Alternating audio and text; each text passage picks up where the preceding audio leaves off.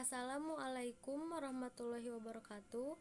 Perkenalkan, nama saya Nurhairunisa Salihah dengan NIM A3190040 dari kelas SD 5A.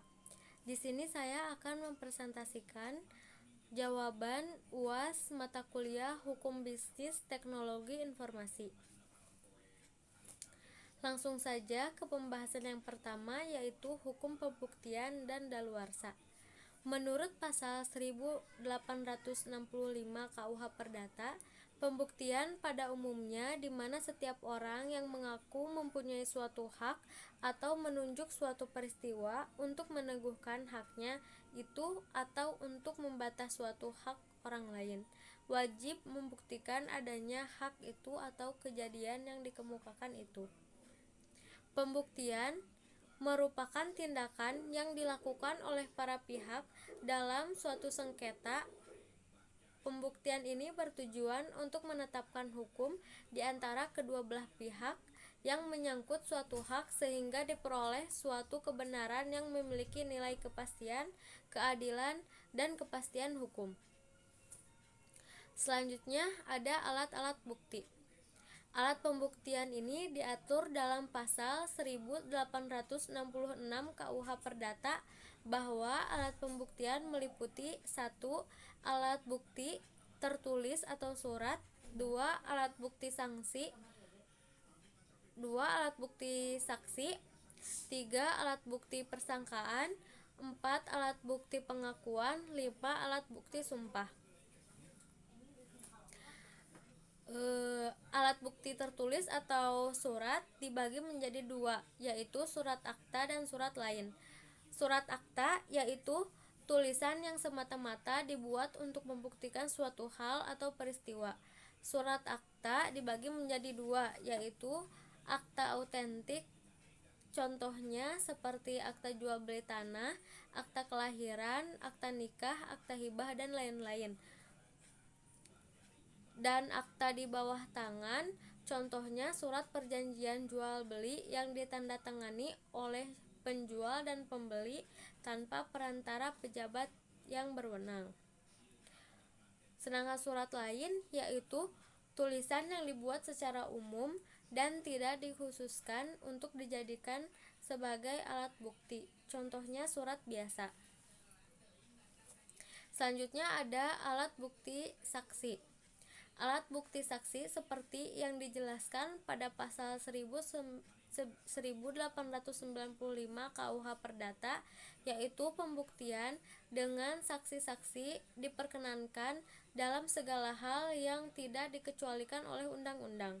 Sesudah pembuktian dengan tulisan, pembuktian dengan kesaksian merupakan cara pembuktian yang terpenting dalam suatu perkara yang diperiksa di depan hakim.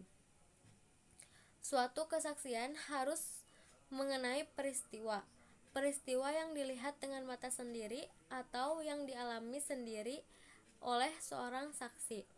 Jadi, tidak boleh saksi itu hanya mendengar saja tentang adanya peristiwa dari orang lain. Selanjutnya, tidak boleh pula keterangan saksi itu merupakan kesimpulan-kesimpulan yang ditariknya sendiri dari peristiwa yang dilihat atau dialaminya, karena hakimlah yang berhak menarik kesimpulan-kesimpulan itu.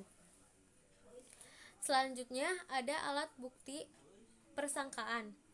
Dalam hukum pembuktian ada dua macam persangkaan, yaitu persangkaan yang ditetapkan oleh undang-undang sendiri. Persangkaan ini ditetapkan undang-undang pada hakikatnya merupakan suatu pembebasan dari kewajiban membuktikan suatu hal untuk keuntungan salah satu pihak yang berperkara. Selanjutnya, persangkaan yang ditetapkan oleh hakim. Suatu persangkaan yang ditetapkan oleh hakim terdapat dalam pemeriksaan suatu perkara di mana untuk suatu pembuktian peristiwa tidak bisa didapat saksi-saksi dengan mata kepala sendiri telah melihat peristiwa tersebut. Selanjutnya ada alat bukti pengakuan. Pengakuan yang bernilai alat bukti dalam pasal 1923 KUH Perdata memiliki pengertian pernyataan atau keterangan yang dikemukakan salah satu pihak kepada pihak lain dalam proses pemeriksaan suatu perkara. Pernyataan atau keterangan itu dilakukan di muka hakim atau dalam sidang pengadilan. Keterangan itu merupakan pengakuan Bacon-Tennis Convention bahwa apa yang didalilkan atau yang dikemukakan pihak lawan benar untuk keseluruhan atau sebagian. Selanjutnya ada alat bukti sumpah. Dalam pasal 1929 KUH Perdata ada dua macam sumpah di hadapan hakim, yaitu sumpah yang diperintahkan oleh pihak satu kepada pihak yang lain untuk pemutusan suatu perkara. Sumpah itu disebut sumpah pemutus. Sumpah yang diperintahkan oleh hakim karena jabatannya kepada salah satu pihak. Selanjutnya pembahasan daluarsa atau telat waktu. Menurut pasal 1946 KUH Perdata, lewat waktu atau daluarsa adalah suatu sarana untuk memperoleh suatu atau untuk dibebaskan dari suatu perikatan dengan lewat suatu waktu tertentu dan atas syarat-syarat yang ditentukan oleh undang-undang. Daluarsa untuk memperoleh hak milik atas suatu barang dinamakan daluarsa ekuisitif, sedangkan daluarsa untuk dibebaskan dari suatu perikatan dinamakan daluarsa eksitif. Ada dua macam daluarsa atau fair jaring, yaitu Acquisitive fair jaring adalah lewat waktu sebagai cara memperoleh hak milik atas suatu benda. Syarat adanya daluarsa ini harus ada itikad baik dari pihak yang menguasai benda tersebut. Yang kedua yaitu Extensive fair jaring adalah seseorang dapat dibebaskan dari suatu penagihan atau tuntutan hukum oleh undang-undang yang ditetapkan bahwa dengan lewatnya waktu 30 tahun setiap orang dibebaskan dari semua penagihan atau tuntutan hukum. Nah, pembahasan yang selanjutnya yaitu hubungan e-commerce dengan hukum bisnis. Pengertian dari e-commerce sendiri yaitu suatu proses berbisnis dengan memakai teknologi elektronik yang menghubungkan antara perusahaan, konsumen, dan masyarakat dalam bentuk transaksi elektronik dan penukaran atau penjualan barang, servis, dan informasi secara elektronik menurut Munir 2012. Nah, adapun kegiatan e-commerce jika ditinjau dari sudut para pihak dalam bisnis e-commerce, maka yang merupakan jenis-jenis transaksi dari suatu kegiatan e-commerce adalah sebagai berikut, yaitu business to business, business to customer, customer to customer, customer to business, non-business electronic commerce, intra-business atau organisasional electronic e-commerce.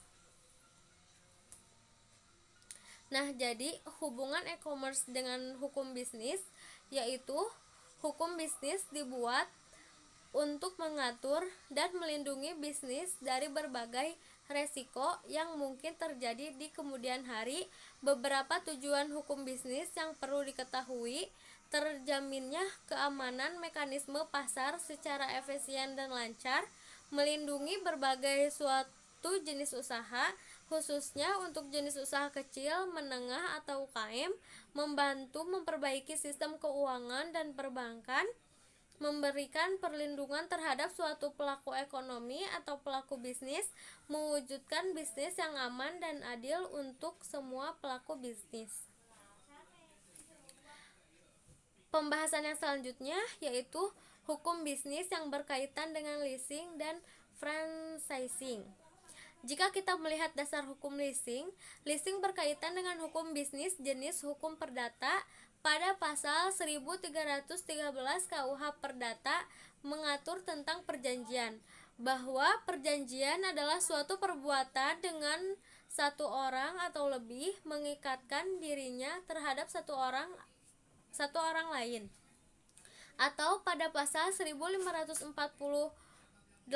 KUH Perdata mengenai sewa menyewa ialah suatu perjanjian dengan mana pihak yang satu mengikatkan dirinya untuk memberikan kepada pihak lainnya kenikmatan dari sesuatu barang selama suatu waktu tertentu dan dengan pembayaran sesuatu harga yang oleh pihak tersebut belakangan itu disanggupi pembayarannya. Jika kita melihat dasar hukum franchising berkaitan dengan hukum bisnis jenis hukum perdata.